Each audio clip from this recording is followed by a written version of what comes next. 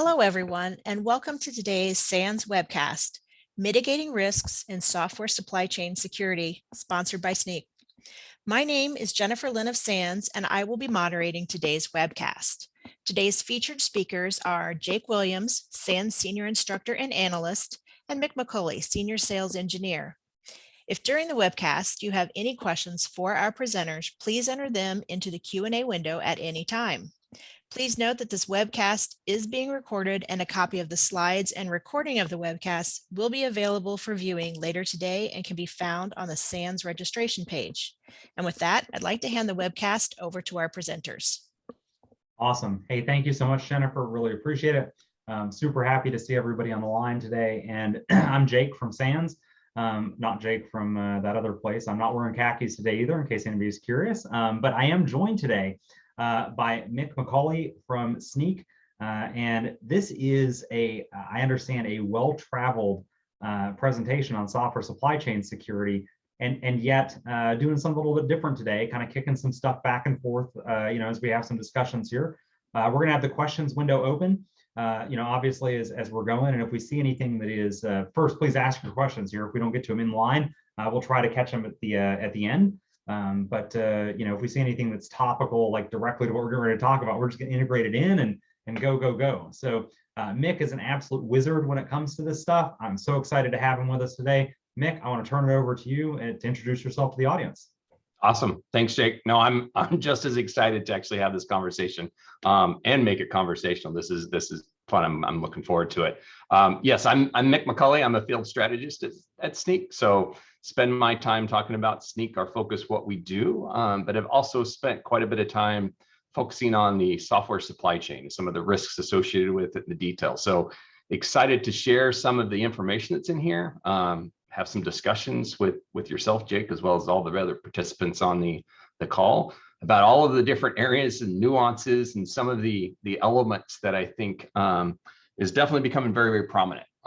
Things that organizations are dealing with, struggling with, trying to get their arms around. So without further ado, I'm going to navigate through, like I said, a few of these, sort of setting the stage and touching on a couple of different topic points. But as we go through this, as Jake mentioned, fire away your questions.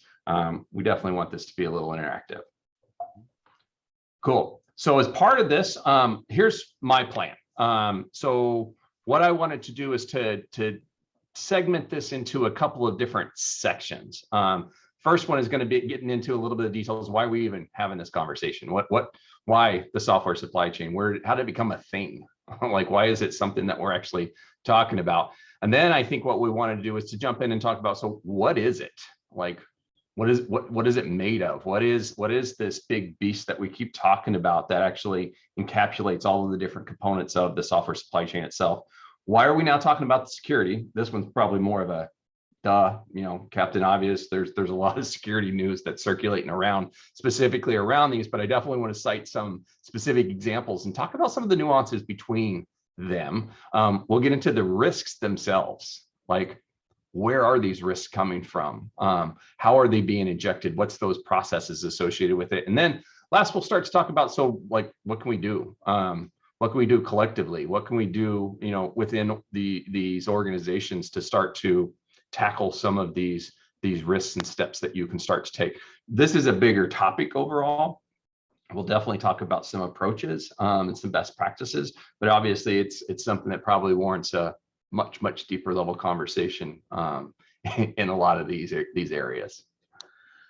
Cool. So without further ado, let's jump into why are we having these conversations? Like, what is the software supply chain itself? And in order to do that, I think it's probably makes sense, and some of this is, again, fairly obvious, I think, with everybody on this call, is that software is a enormous part of every aspect of our life today, right? Like, personally, like we're on a Zoom meeting today, right? In a virtual, we're presenting and sharing this information, but a lot of our daily activity is consumed and interacted through applications, and even things that we're not aware of, right? Like back-end infrastructures, financial systems, healthcare systems. Like, a big part of our life revolves around the code that's created in order to help with efficiencies and just make our lives more comfortable. There's a quote at the top of this screen It's one that I stole, and it's definitely been shared quite a few times. That was penned by Mark Andreessen in the Wall Street Journal in 2011. And that's one of the interesting aspects of this specific quote. It's over 10 years old. And so he at the time had the foresight to see that this evolution was coming, right? And that when he wrote that, the iPhone was only 4 years old. Like Uber was just publicly launching in San Francisco at the time. So that gives you a glimpse into where it was when that quote was created and to where we are today. So with that said, let's talk about, so why are we actually talking about this? Like, we know that applications are a big part of our everyday activity, but why is it that the software supply chain has came to be? And this is, and Jake, I'm going to date myself. I don't know if this falls in your realm as well, but in the early, like late 90s, early 2000s, like this was my life. Yeah. I'm an MCSE on Windows 2000. Okay. It's so funny when people are like, and the code repository, Git, and I'm like, no, CVS, man. Like we're, you can back a little bit up here, right? If we're, yeah. So totally. Yeah. So this was my world way back then too. Is these organizations were starting to create applications, right? Take advantage of the fact that the internet was a phenomenal place to do business. And so they started creating these applications, and the first early versions of these, right? You had your developers on staff. They were inside the office building, inside of your network perimeter. They were, writing the code. They were storing it in systems before Get. They were building that and compiling the code and creating these zip and WAR files and shipping that off to the IT teams that were racking servers, installing operating systems and web servers and app servers, right? This really sort of nice self-contained environment. And as this need and this expansion of applications has kind of taken over the world, so has the need to create them in a more rapid pace, right? Take advantage of the fact that with DevOps and with agile frameworks where, hey, let's go create an application really fast, give it to our users, see what their experiences are, take their feedback, incorporate that into the software, make a change, push it back out, and keep that learning process going, ability to, enhance that environment, the use associated with it. It's changed from this very traditional sort of lockdown environment to this massive ecosystem, which has tremendous amounts of components that actually go into the creation of these application platforms themselves. So this is also, Jake, so knowing you and I like live back here, I'm anxious to see like how much of this that you've now seen in your current career path of this ecosystem and these processes and how organizations are using those.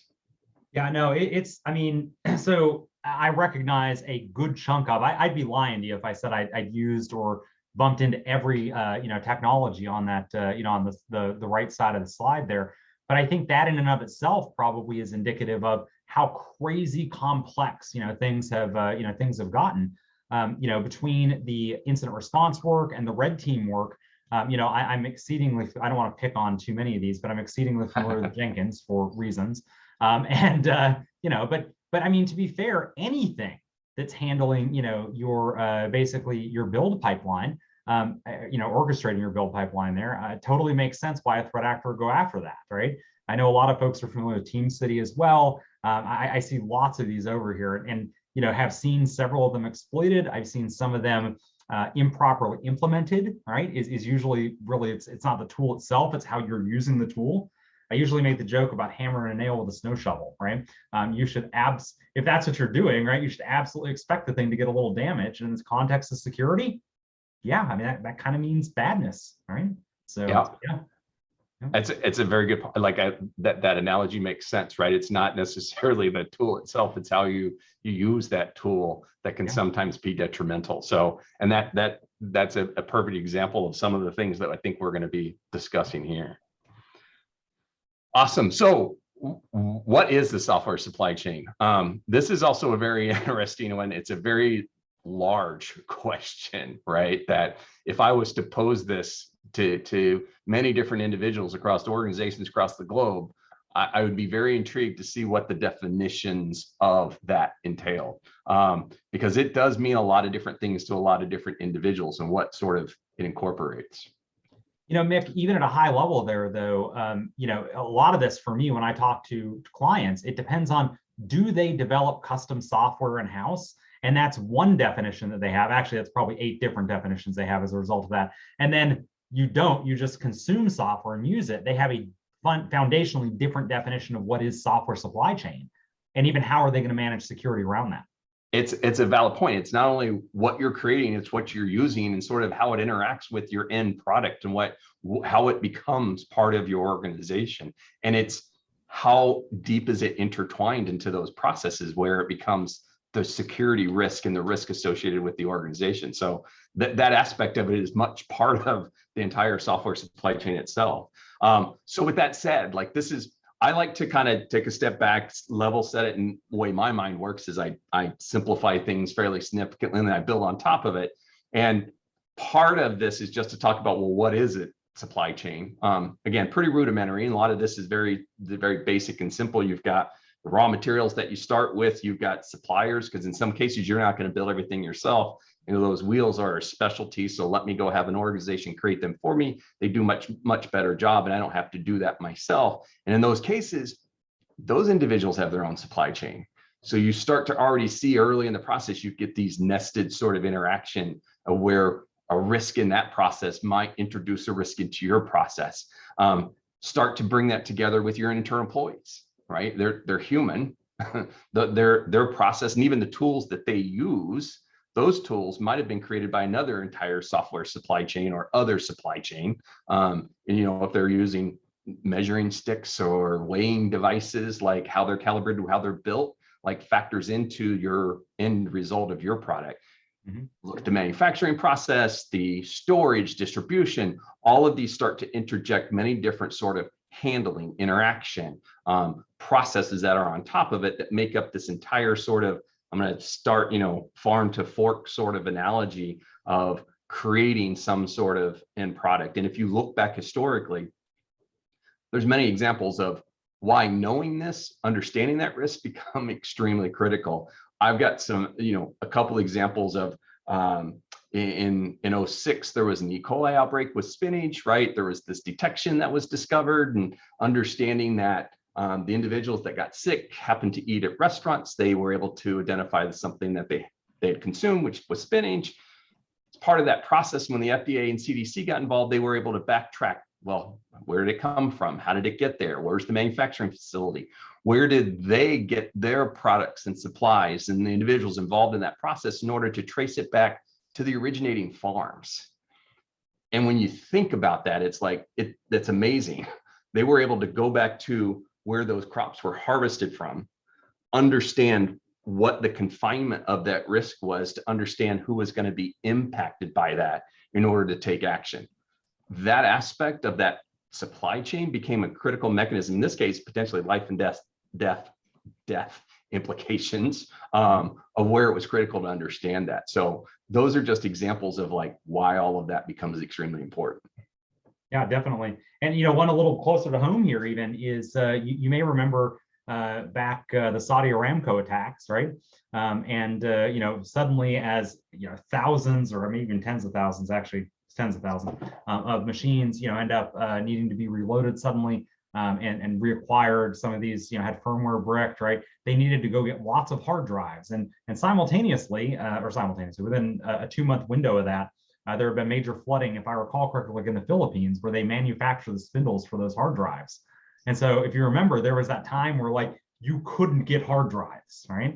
And so it's this weird confluence of events, right? But we're talking here from a mission assurance standpoint. Well, let's talk, because that's the A in the CIA triad, right? Let's talk a little more about the confidentiality and integrity risks as well, right? Yep. Yeah, absolutely.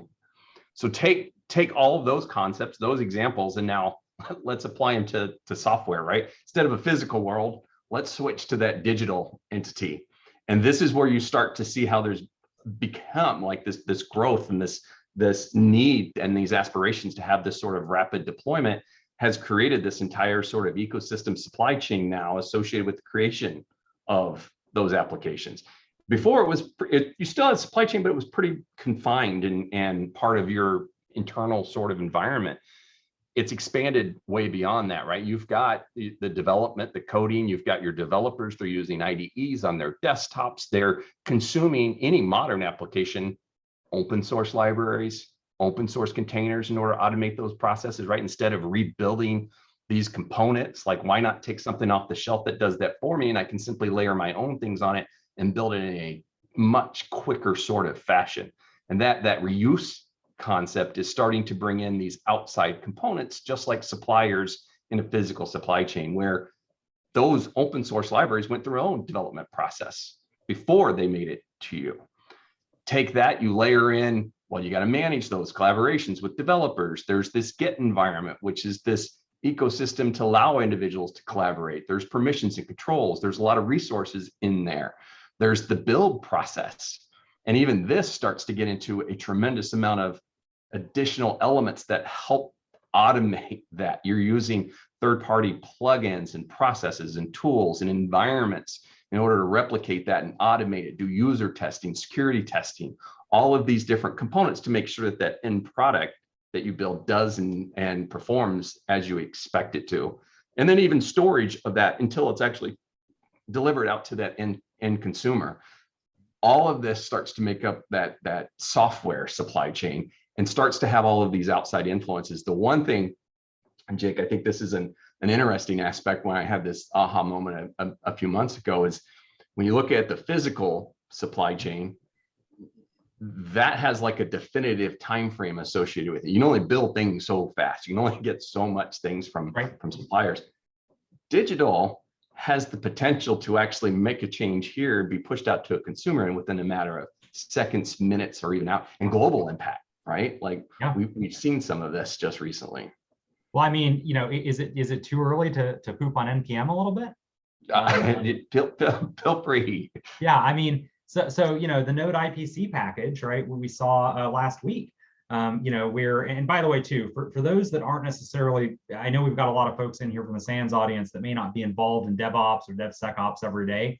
You know, we're going to try and keep the terms familiar so that we're, you know, but if you're not familiar with Node packages, this effectively is the idea of writing effectively server-side JavaScript, right? It's not necessarily JavaScript that you know that runs in your browser. And one of the neat things about Node, very convenient things about Node, is that there are lots of packages available through NPM. And very often when you get code, you don't get the full code, you just get all the code minus the packages that are up at NPM, right?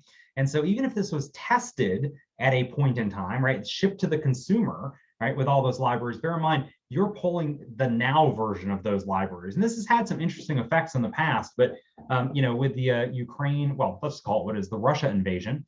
So I'll watch my tea to make sure there's no polonium in there tomorrow. But, you know, with the Russian invasion, one of the Node developers who, you know, runs the Node IPC package, poisoned it to go maliciously delete files on Russian developer machines, right? So they did kind of a geolocate based on IP address and said, okay, game on, we're deleting files, right? That is a nightmare event. We've had some Node issues in the past, but nothing on this level, right? Nothing on this level, but fascinating and super scary at the same time, because that change, everything was good until, to your point, Mick, until the second it wasn't. And so if you had done build time, right, and you basically done all the build time binding, you were okay. But that's not how the vast majority of Node apps are deployed. The vast majority are deployed at, you know, basically runtime binding. And so, you know, runtime dependency binding. And so they would have pulled that malicious code down, even though it tested just fine in security, you know, a day ago, a week ago, 30 seconds ago. And that's how quick, right? Yeah, and that was an intriguing one. We'll talk about a couple of other security risks, but a very interesting one where the code was built, right, and it was malicious in nature. It wasn't until it was added as a dependency to another package, which then was being used by these major frameworks, where it started to be ingested by millions of applications across the globe. And that implication is what was crazy, and that the ability to infect that many that fast was also extremely intriguing, which again, we'll talk about some of those details. One of the other things, Jake, though, that I learned recently too, is that when you look at DevOps environments, in a lot of cases, historically, they have been scoped out of Oh, the yeah. security controls inside the organization, which that also leads to one of the other things that we'll talk about, which is actually next, is why are we focusing on this? Like, why are we having these conversations? With that in mind, like this is why there's kind of two sort of focuses associated with this, and we'll walk through some examples. That Node IP C1 was a perfect example of why this happened the way it did. The first one is in these software supply chain attacks that we're seeing, it happens to be the weakest link, right? Like these organizations, and again, my career, like I've spent a lot of time helping organizations lock down those production running environments, web application firewalls, anomaly detection, right? Like all of these security controls and processes in place for these running applications. But what about the process that actually builds those? Because if you can infiltrate into those, you can bypass the security controls. You can execute your attack before you actually get to those environments. And that's why it's become one of these focus areas for these organizations. The other, and this is an intriguing one to me, is this concept of a cascading attack. And that is this completely different sort of element associated with these attacks. Instead of it as an attacker, if I wanted to go, wreak havoc on a particular organization, I could go try to penetrate, their running applications, their networks, their firewalls. However, if I could figure out a supplier that they use and then go to that supplier, figure out how to penetrate them and inject some sort of malicious attack in that process, not only could I get that organization, I could also get every other organization that happens to be using that tool simultaneously. And so you get this exponential effect of the further upstream you go, the ability that you have to have greater implications and potentially greater reward from an attack perspective. And that's a fantastic point, right? I hate to like beat SolarWinds, right? I feel like I'm kicking a dead horse there, but that's exactly what happened, right? We red team work, in a former life, with a former company, we were asked to go and target a software development shop where, Mick, it's funny, this is not by the way, this is not rehearsed in any way, shape, or form. This is us kind of riffing back and forth. But you mentioned so many of the DevOps and just developer and build environments being exempted from security. On running a managed security operations center in the past, I can tell you, like, if you don't exempt them from security, you're generating a lot of alarms, which now your security ops center folks have to go back and say, was it just development again, right? And now you're creating overhead for your developers. On the flip side, if you don't do it, you don't have any good detection. We were tasked, as a stretch goal for a red team exercise to actually put a bug door in into a product. And it went through the build process and it went through QA and it was ready to ship. There was no additional control there. Wow. At all. And then of course everybody's like, stop.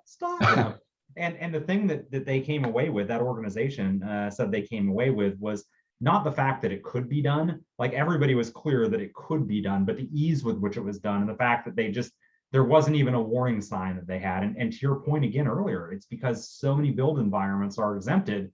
I do want to, exempted from security controls. I do want to kind of flip that on its head though and say that when you put all the security controls on there, it does create issues, right? There is no magic bullet, have your cake and eat it too kind of approach here. Yeah, no, completely agree. There's no simple sort of easy button that you can say, hey, I'm going to implement all of these without having any sort of friction whatsoever, which that is definitely one of going to be the key aspects of what do you do? Because it's part of how do you get from this sort of model to something that's a little bit more sustainable and controlling a little bit of that risk in those environments. The other interesting aspect of all of this too is, like, it's very well documented that this isn't going to go away. It doesn't make any sense to until it gets to a point where it's hard to use this as an attack vector, right? Like, the simplicity associated with it makes it very, very attractive. Well, I mean, look, even if we thought for a minute somehow that this was going to go away, right? For what reason, I don't know, we'd assume that, but even if you thought it was going to go away, hopes and prayers or something, the Russians were pretty effective with this in SolarWinds, caught a lot of attention. So if you are a nation state threat actor and you are thinking like, hey, how can I adopt a a proven model that worked really, really well, it's a model to copy, right? And Yeah. that's just the reality. I would bet a non-trivial amount of money that Russia has another software supply chain attack. They're already deep into one of those networks and probably have already been distributing malware through it, and we just haven't yet detected it. I mean, the dwell time on SolarWinds was substantial, and honestly, they were only caught because they used it to pivot into FireEye. That they picked on the wrong organization. Yeah, so, like that, the whole detection process was very intriguing of how, and it was even somewhat discovered early on, but they weren't able to pinpoint exactly what it was. And so like that is sort of one of those elements. It's like, yeah, it's not a simple process. And you just mentioned that nation state, and again, examples of that, like this is literally just a set of examples of the different types of attack vectors that we've seen, and in all of the different ways that they're trying to attack these different elements associated with that software supply chain. Like one of these first ones, this was actually one, and I believe it was attributed to North Korea, right? Where there was this focused attack that leveraged social media, leveraged sort of social engineering in order to entice these individuals to say, help me understand and find this. Like they actually use security as a mechanism to say, we've discovered a vulnerability. I would love it if you could help me understand exactly how this was created. And they enticed them to download this project. If they did, installed it into Visual Studio, it installed a command and control server in their environment, right? And so like it looked like a legit sort of process, created a fake company, created like this fake sort of threat vector, and asked for collaboration on it in order to entice them, which then gave them, again, if you infiltrate this environment, you have access to everything the developer has access to. And so like that became one of these sort of threats associated that we've seen. That one was so wicked too, though, right? Because I mean, they were targeting people that are high security otherwise, but the thing that was so magical about it too, is that the malware itself was the deployment for the malware, they were in build commands. And so what they were distributing was a proof of concept exploit. And so you and I both know, right? Like proof of concept exploit, and that is absolutely going to trigger antivirus endpoint protection. I have to put it in an excluded folder, an excluded area, right? And so it was, I mean, I don't like threat actors, but I have to fist bump whoever came up with this, because you give respect. Yeah, the entrepreneurial aspect of these attacks sometimes is it deserves a respect, while again it's so negative in what it's actually trying to achieve. But that is just crazy, is that you target those specific individuals so that you can accomplish what you're trying to without setting the alarms, because they know the alarm's going to be off. And you start looking at all these other components. Some of these we talked about, like the open source libraries, right? There's been some malicious attacks here. Dependency confusing, typo squatting. These are just examples. We talked about that node IPC just a little bit ago. These dependency confusion, typo squatting are interesting ones, where they're playing on the fact that somebody makes a little minor mistake here, or these organizations are creating their own private packages, but they don't realize that, the way some of the systems were working at the time, that if there was a public one with the same name, it would use that one instead. And like the ability to infiltrate inside of these applications using areas within that process that had weaknesses. The other interesting aspect of this, and I'm focused on attacks here, but if you look at risks, like introduced risks happen along this line as well. Log4j is a perfect example. Wasn't an attack, right? This wasn't somebody set out making malicious code, but the inherent package had this weakness in it accidentally. It was discovered, disclosed, but it was a risk that was ingested as part of that process, which then put your end product in risk. And this is why understanding all of the risks along that sort of process become extremely critical. Not only the malicious ones, but the ones that make your application weak and vulnerable when it makes it to production as well. All of these start to play into sort of that process. Containers, we've seen an example of that. There was some malicious code injected in some public containers. They put these Bitcoin mining elements in there. The target of the attackers in this case, steal resources, right? If I can get you to deploy with my container, I can reap the monetized benefit of your servers by simply tricking you into installing those. We've seen examples, and we've referenced this one multiple times, SolarWinds. That attack vector was specifically targeted at the SolarWinds build pipeline process in order to infiltrate their software. So the attack happened here. The implications of that, though, as we just talked about from that cascading attack, were much, much grander than just a single attack on SolarWinds. It was the attack of all of the consumers of SolarWinds. Similar thing actually happened with CodeCov, right? Able to infiltrate into the storage, discovered some passwords, were able to change some scripts, insert a little bit of code, which then changed the resulting application, which then again allowed them to attack the consumers of those, which turned into sort of this cascading attack process. Yeah, definitely. And this is really damaging too, right? You talk about this, but this is a spot where I would argue that based on my experience, a lot of our security professionals, foundationally, even at the block level that you have it, splayed out here, do not foundationally understand this. That this is actually going on in the back, the back end, let alone how we're actually going to secure it, right? And by the way, folks, this is the romper room level diagram for this. It is phenomenally more complex, right? But hopefully you're seeing here the challenges, even in identification and security there. Man, we could spend hours just talking about container exploits and container vulnerabilities, let alone, this is fantastic material. Yeah. I love the romper room flashback. Again, you're dating yourself and myself as well simultaneously. But you're absolutely correct. This is a very, very simplified, and the fact that most organizations may have many different variations of these across their different development pipelines, like the flexibility and agility inside of organizations, is this isn't some homogeneous environment that they have. There's many different variations and processes in lots of different organizations is how they do it per language, per development team. And so even understanding all of the components associated with it, as we'll talk, just that visibility of understanding what's being used sometimes is an endeavor just by itself. Yep. So, and this is what we just talked about. It's very complex, opaque, right? There's many different elements to it. There's this implicit trust that's embedded inside of it. You're using these systems and bringing them in and testing your software. They have access to the code, the processes, right? The build pipelines, the code itself. You're using external software and resources. All of them have implicit trust. These, again, if you're using them, in some cases, it's the configuration and controls associated with them. The tool itself doesn't have a weakness, but how you use it might.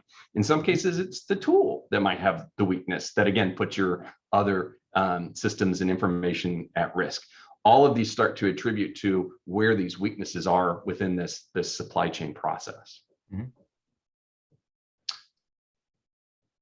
This is definitely getting a lot more visibility. Like I actually have the executive order that popped up last year. Interesting enough, there was one that was just shared yesterday, sort of reinforcing this as well, where there is a big focus, and not for obvious reasons of everything that's going on in the world today, of putting some controls and visibility associated with all of these different moving parts. And Jake, I know you've got an interesting sort of opinion on this too, that, with the executive order, it's shedding some light on some things, but how do you do it is probably a little bit more intriguing, and when and how and all of those other details. Yeah, my opinion on this is the don't just knee-jerk something, or you're more likely to encounter a self-inflicted outage than you are to correct a security problem, right? So you go from the possibility of an outage due to a cyber attack to a definite outage due to a knee jerk, right? That generally, by the way, then gets rolled back. So then you have that much harder a time actually implementing it down the road when you've thoroughly planned and whatnot. But on this, we actually have a question from the audience I think ties in really well here, because this discussed Sbomb. I'm sure you remember, Mick. Sbomb, and so we've got a question here, where someone asks, do we consider APIs and Sbomb to be important to software supply chain discussion? I'm gonna take APIs out for a second, just focus on Sbomb, but what's your thought there? Yeah, so that's actually an intriguing one, and I definitely wanted to address it, because Sbombs I'm a huge proponent of Sbombs, right? Yep. Like the idea behind it of, if the easiest analogy in today's world is the ingredients list on packaging of a food product, right? If you've got an allergy, you want to know what's in there. If you've got if there's a vulnerability disclosed, you want to know what's in there. And so it becomes a critical component in a couple, like my big aspects of I think why it's important, it becomes a documentation capability. When we talked about that supply chain and that E. coli outbreak, right? Like knowing the origination and that chain of custody and all the details became so critical in order to actually understand what the impact was and the remediation of that process. The other is it becomes a communication mechanism as well. Like we touched on it just briefly, but if you're creating applications that are being consumed by other organizations, they want to know what risk they're assuming by ingesting that. So that communication. Now, here's the only last opinion on this is it doesn't stop supply chain attacks. However, it's not this secret sort of wand that's going to keep you safe just because you have those details. These malicious attacks and all of these other different threat vectors still have to be accommodated for, tested, understood. You have to put some processes in place in order to know where those risks are occur. It's a foundational building block and just a core part of what everybody needs to do, but it's still just a small step towards, I think, what we need to accomplish in order to actually look at sort of the security of the software supply chain. I seriously could not agree more, because typically I hear people talk about all the benefit of Sbomb and how it's awesome and how it's going to fix everything. And I'm like, time out. It is necessary, but not sufficient at all, right? Yes. I always step back and ask, do you trust the Sbomb? And if so, why, right? It's a great tool, right? But I need something to audit that tool behind it, right? It's a piece of information, right? It's a good thing I can bring to my, bring to bear. But yeah, man, it does not prevent supply chain attacks. I know I look shocked there, right? But like, it's so many people believe that though, and part of that's just good marketing around Sbomb. So yeah, and the crazy thing too is it should never ever have risk data in it.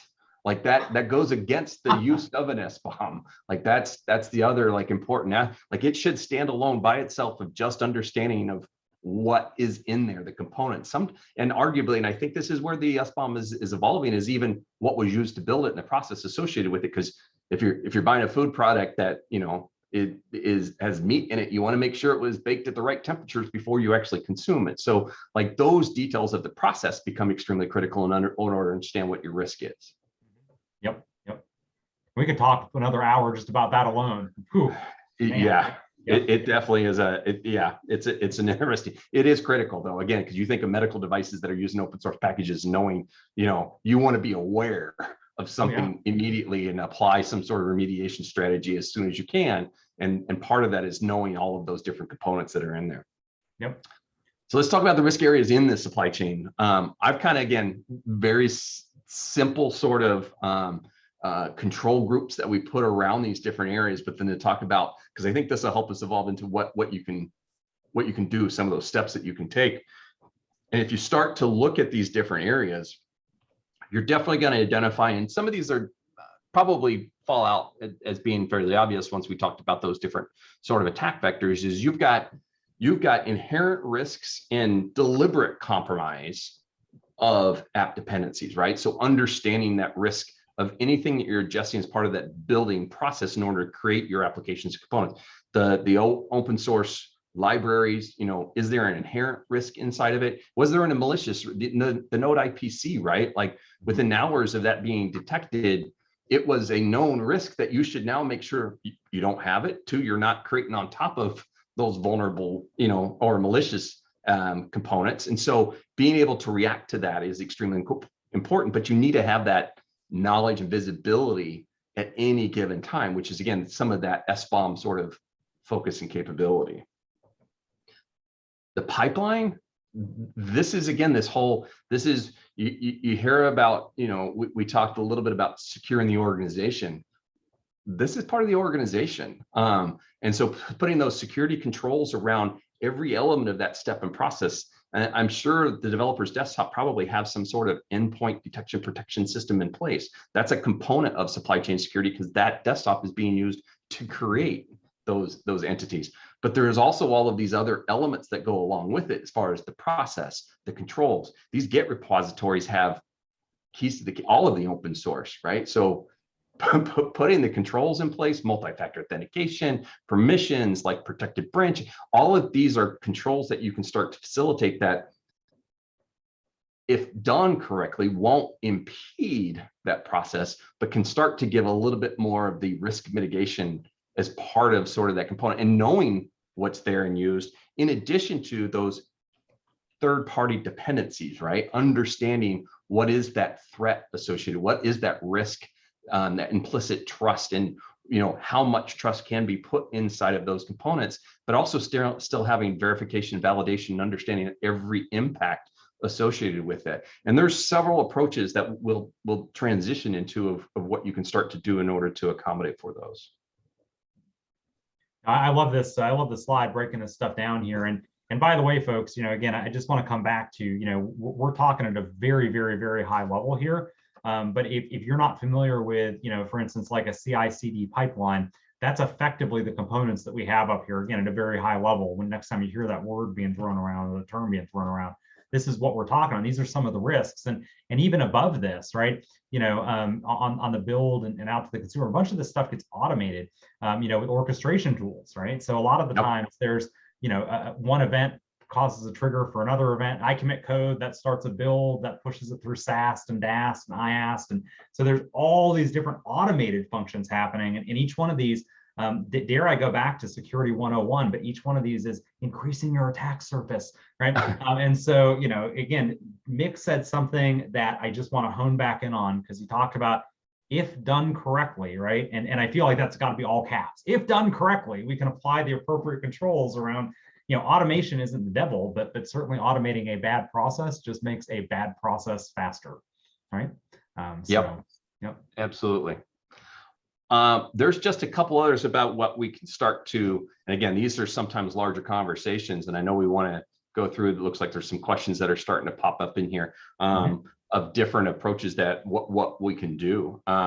And so when you start to look at this, I think it's funny because Jake, you just said that the security 101, right? Like there is, and that was kind of the idea behind this. There are some foundational things that you can start to apply to this environment that probably are being applied to the rest of your organization, right? Identify, capture as much understanding of what that visibility component is, just where you start. And then once you start to get that visibility, you can start to say, okay, well, what can we do? And we'll talk about probably one of the more critical ones towards the end of, like, even if you identify the best sort of framework and approach that you have, the detail is how you implement that becomes the critical element as far as an adoption, because we started talking about like this very rapid application creation process that's being done for very specific business reasons, right? There's benefit to doing that.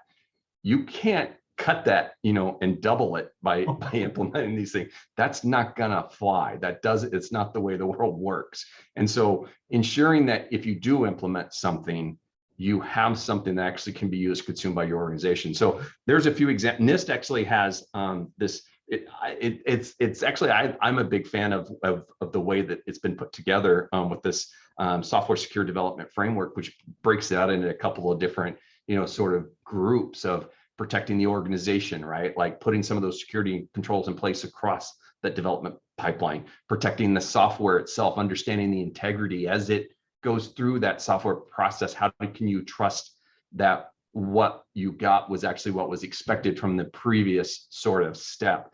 Creating well secure software, knowing, did that open source package or container that you brought in have known vulnerability or risk associated with it, or even malicious ones at that intent, as well as the ability to respond to vulnerabilities? Because one of the things that we didn't really talk about with this as a side effect of Log4j is, if you have it, what's your plan when something happens, right? What is that contingency plan of what do you do? How do you react? What controls, if you don't have that Sbomb, like one, that has this huge blind spot of knowing where it is, and you can't even put a plan into place to react if you don't know what you need to react too. And so all of these become important components, but that's just one of them that are in there. And again, some of these foundational ones are, if you leverage any of these frameworks, a lot of them have applicability to the software supply chain. Oh yeah, and you know, so often folks try to get all, you know, forgive the term here, but they try to get all advanced and chase the shiny bright object kind of thing, and it's like foundational first, right? I mean, yeah, we want to layer on, you definitely want to layer on security there, or I mean, heck, build it into the pipeline in the first place. But definitely, you know, what you said drives a point home. DevOps is, you know, I want to come back around on this because I know a lot of our audience doesn't work in DevOps or DevSecOps. DevOps is very automation heavy. And when you bring a manual security process and say, roadblock, stop here, manual time for the security inspection, right? It feels a lot like, you know, getting selected for extra inspection at the TSA line. You know, yeah, we recognize there's some, you know, but it's like, oh no, now you're going to miss your flight kind of thing. And seriously, you know, the miss the flight analogy works so well because that causes folks to miss shipping deadlines, right? Or miss integrating, you know, code from a given sprint into, you know, a higher level repo, or there's all kinds. So our security processes have to work at the speed that our devs are. It's not about standing in the way. It's about how do I help you work more securely, right? At the same give or take pace that is, you know, that we're currently working at now, right? Because if I get in there and I say, hey, there's now 80% overhead, negative Ghost Rider, ain't happening. Right. Yep. And you hit the nail on the head, right? It's about empowering the individuals to have that, and it's taking the security expertise that's, you know, inside of a few of the heads and putting it in some sort of a process where it can be used and consumed by individuals that they don't want to create insecure code or processes, right? That's not the intention. It's knowing how to make those decisions with the information that they have. And so that becomes a critical element. And I've been picking a little bit of the questions, and some of this starts to get into some of those details. But those frameworks, again, as we just talked about, like there's some generalities associated with what they do, but again, into some of the specifics that are more targeted towards software supply chains. There's some organizations putting into some more detailed checklists and even it's goals to progress towards. It's not saying, hey, like OpenSSF has this level concept. They don't say start at level 4. If you do, to your point, Jake, you're probably going to create a denial of service attack against yourself. Yes. It's like, take a step, like implement level 1, put these sort of components in place and aspire to get to these other ones. And then they've segmented out so that maybe you can hit level 4 in one of those components, but you're still sort of just taking the first step up here. Cloud Native Computing Foundation, again, separated them out into the different buckets and put components in place. The NTIA is focused on this Sbomb and sort of having these centralized framework. There's the Cyclone DX and drawing a blank on the other one right now, the other sort of standard that's being discussed, SPDX. And from a Snyk perspective, our focus is, again, promoting, we just want to promote awareness. Like we definitely have we're a security company and focus on helping organizations understand these risks and mitigating them, but we know we're not the end all be all. And, you know, pushing awareness is going to help everybody in this field to make these applications a lot more secure, because the implications affect all of us sort of simultaneously. So there are some very, very good elements associated with it. As I mentioned, and I know we're going to share this afterwards. We've put a couple of cheat sheets and a white paper together around some of these components of little steps that you can do, again, that complement or are in line with some of those frameworks. They go into all of these different details, again, breaking them out into open source infrastructure as code, or your first party code, the 4 eyes principle, right? Like these are sort of techniques that you can start to implement Sbombs and having those documentations, as well as locking down your pipelines, vetting the third-party tools, having some sort of secrets credentials management, the source code controls, you know, inspecting the build pipelines, all the components, the implicit trust. But the one thing that I definitely wanted to touch on as we wrap and roll over to probably some questions, and I know we want to keep a little time on, is the one that we were just alluding to. Like if you pick that very best framework and you just push it on your organization and you don't get collaboration, buy-in, understanding what's needed, how can it be implemented, it's doomed to fail. And this is part of this process. Is it's extremely critical to understand how your organization works and how that you can start to apply these different controls in place where it helps to empower the process and doesn't become detrimental to slowing things down. And that's from a Snyk perspective, this is one that's near and dear to our heart, because we know that that's the only way you're truly going to be successful is implementing something that is in conjunction with everybody in the organization that actually leverages those. Yeah, I kid you not, man. I'm live tweeting a couple of these, and I took those last 2 slides that you had, and I'm literally like, if you don't have a software supply chain program in place today as a security professional, you know you need one, right? Like the time for knowing you needed to at least address this, right, is that was years ago. But you know, the best time to start was you know, probably years ago. The second best time is today. You know, without investing a ton of, you know, resources, whatever, if you're like, man, I'm right at the edge of my rope, but I've got to do something, take those last couple slides that Nick just pushed out. And of course, the copy of the slide deck's gone up after this, and start there. Like take that and make that the start of your software supply chain program, right? The software supply chain security program. And then look at, how do I then bring in tooling, right? Because it's a matter of thinking about process first and then bringing the tooling to augment that. But that's such a great place to start. And man, I cannot thank you enough for bringing this SANS community. This is fantastic. Fantastic. Yeah, definitely. I love sharing this. And again, what I'm hoping to achieve is just to promote awareness as much as possible, and help with it, because I know this is a challenge a lot of organizations are facing it. And I definitely don't have all the answers. I'm going to be the first one to admit, like, there is, because I see some of these questions, and some of these are tough questions. Like there are things that you can start to do, but there's not an answer to all of these. So I don't know if we want to start jumping into those. Yeah, well, let's do that. I'm going to grab one that I think is near and dear to everybody's heart to make sure we get it into the recording. Sure. And basically, it's if someone poisoned a library in a well-known repo, how would you go about identifying that threat and mitigating the risk? And I'll start, because this is, you know, I know a lot of what you do, right? So I'm really interested first to hear your thoughts, and I'll happily jump in on the back with mine. Yeah, there's an interesting element to it, because it becomes a tricky one, right? This is where there's no sort of definitive approach. I mean, one of the beauty of open source libraries is the fact that they are open source. And so having the entire world's community have eyes on it. And even that Node IPC one was an interesting one, where some of those little nuances were discovered by the community extremely fast, and some questions were starting to be asked. And then individuals started to interrogate why that was happening, what were the reasons behind it, and then started looking at the code in order to try to identify what was actually going on, which some of it was being obfuscated and hidden on purpose. And it almost became this cat and mouse game. This is a part, like, this is definitely near and dear to our heart, because there's not only these known vulnerabilities, right, discovered and disclosed, but there's these unknown ones, which in the case of Node IPC became a known, discovered and disclosed vulnerability. And that process in between there becomes a tricky one. We've got a dedicated research team that their whole process is to try to, is to discover and find those, as many of those possible, as well as stay on top of that sort of reaction process.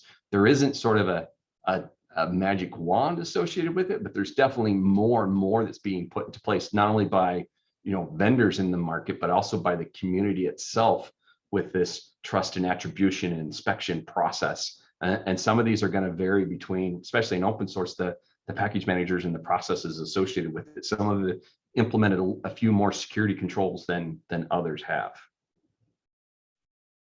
Yeah, I can't do much more other than kind of reiterate what you said, right? That this is the good news again is there's a lot of people looking at the code that was discovered.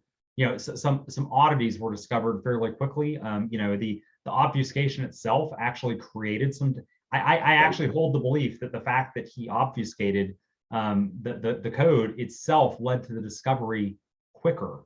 Set an alarm I know off. several tools that are looking for the obfuscation for that exact reason, right? Yep. And so, gone are the days of, man, I'm dating myself way too much here, but do you remember Perl monks by chance? from the whole Perl community? That one I don't know. There was, I'm an old Perl guy, like way old Perl guy.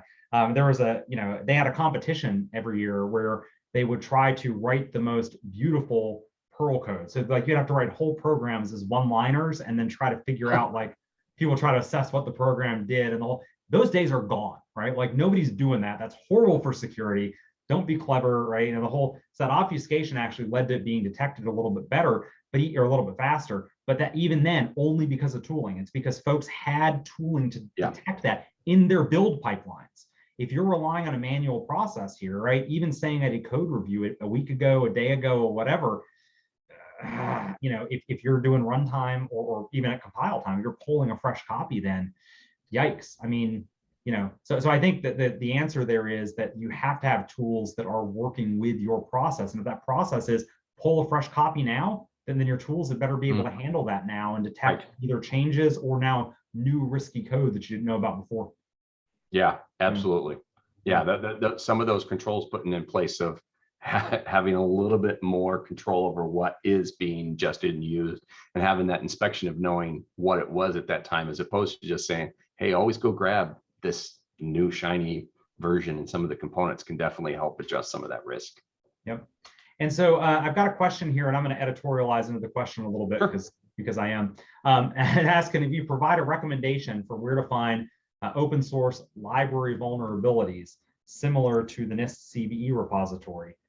That's where the question is, but I want to throw something extra on there for you, Mick, and ask, specifically, because it's not just about vulnerabilities that have been discovered. That's what the NIST, obviously CVE repository is, right? But what about reputation of libraries, right? How do I know this one is inherently more trustworthy than this other one, is less likely to contain vulnerabilities? How do I scale that in a program? Yeah, so that's, again, a very interesting one where you're starting to combine multiple attributes in order to truly assess a little bit more of the risk factor associated with it. That was actually, it's an interesting fallout of the Node MPC, is that maintainer's trust level just got demoted significantly, right? Like, I understood what they were trying to achieve and the approach of what, like, idealistically, however, it was very detrimental to like the trust vector associated with what the fallout was.